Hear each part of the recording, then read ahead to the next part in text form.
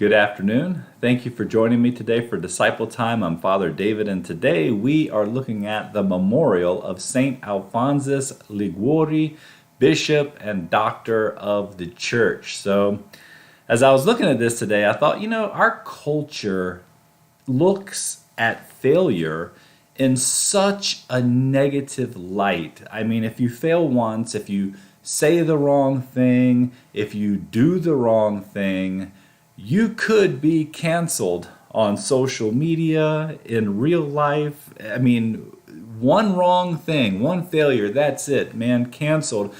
And that's a lot of pressure to live in. But the truth is, when we attempt things and fail, we learn valuable lessons and skills that help us succeed moving forward. So let me give you an example.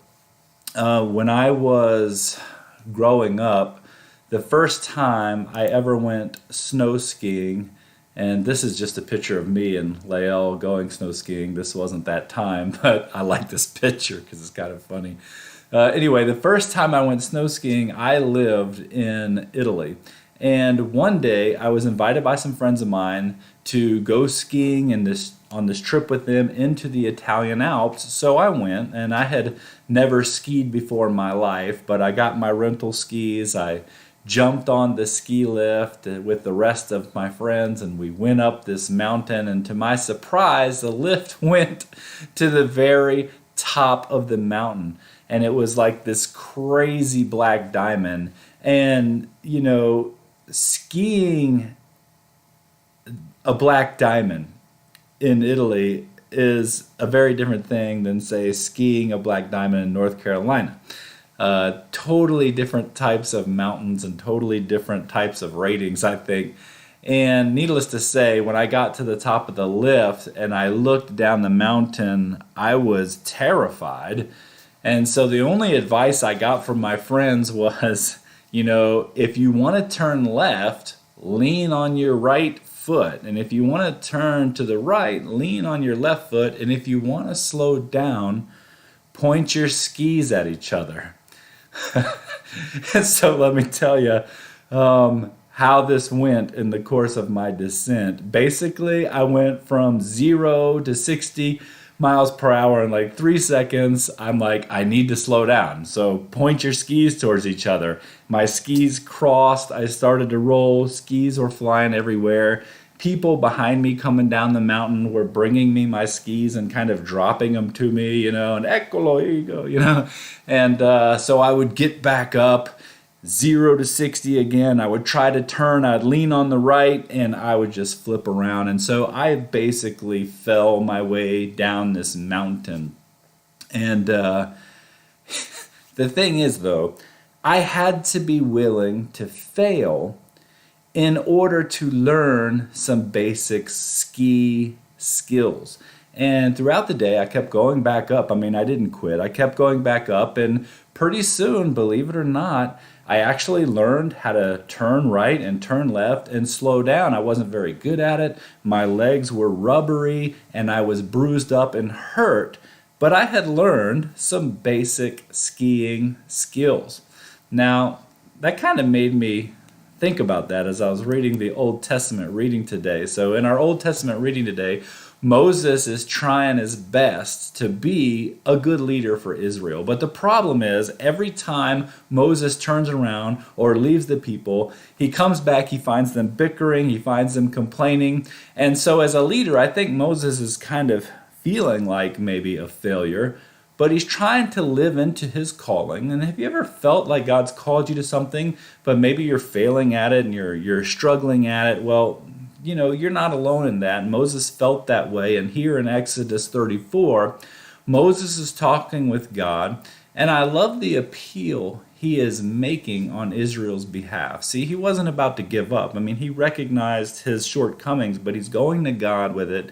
And basically in Exodus 34:9, it says, "Then Moses said, 'If I find favor with you, Lord, please, Lord, come along in our company. This is indeed a stiff-necked people, yet pardon our wickedness and sins and claim us as your own.'" And I think the beauty here is how Moses is recognizing the need for God's mercy and help as we learn and as we develop the skills we need to kind of live into whatever the calling is in our life that God has put on it. So Moses literally spends the next 40 days and 40 nights on the mountain fasting and praying and being given the laws and the Ten Commandments, which would then help Moses to govern God's people. And so we see that from the very start, God doesn't leave us to our own devices, right? He gives us the critical tools that we need to be successful as his people. He gave Moses the law. That was like the original thing they were going to need to start being successful as a nation, to start getting along, to start having some rules, some rules that they could govern their society and nation by. And he was basically using the failures of Israel as teaching moments. And you kind of, if you really look at the Bible through that, you see how when Israel failed, God would use that as a teaching moment. And the same way for us. In our failures, those can be very teachable moments. So that's kind of important because today, like I said, is the memorial of St. Alphonsus Liguori, right?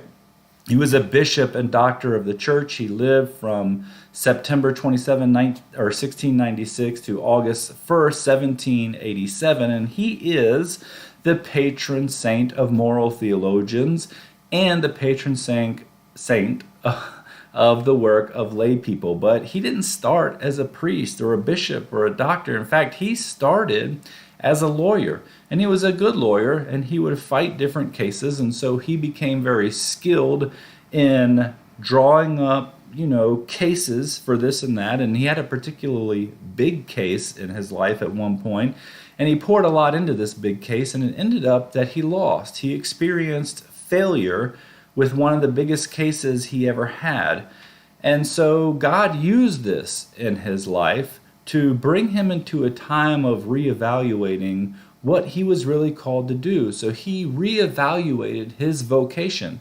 And I can say that I have reevaluated my vocation from time I used to own my own business, and God was calling me into ministry, and that was a time of reevaluating my vocation at that time. And I'm glad, like St. Alphonsus Liguori, I answered that call to kind of transition from my secular vocation to my vocation in the church and in ministry, because what I found is God uses those skills we have in life to help us serve him and serve the kingdom. And this is exactly what happened with St. Alphonsus Liguori.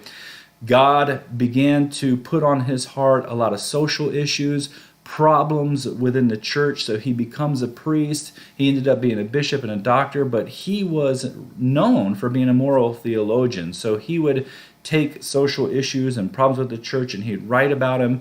In fact, he has some famous works, and two of those are The Glories of Mary and Visits to the Blessed Sacrament. And these are works that God used St. Alphonsus Liguori's ability to build cases for Christ, to build cases for doctrine and theology. And so God took these skills that Alphonsus had developed and kind of was using them for the kingdom. And all this came about as he experienced failure and kept at it and kept using the skills that God gave him. So what is it that we can take away today? I think it's this. God uses our failures to build our skill sets and turn us into the people he needs us to be. That's really the first thing. God's going to use our failures to build us into the people and give us the skill sets he needs for us to be and to have. So don't be afraid to try new stuff. Don't be afraid to fail, even in a culture that you can get canceled for failing in. Don't be afraid to fail. It just might be that God is at work building you into who he wants you to be. Well, thank you for joining me today for the memorial of St. Alphonsus Liguori, Bishop and Doctor of the Church.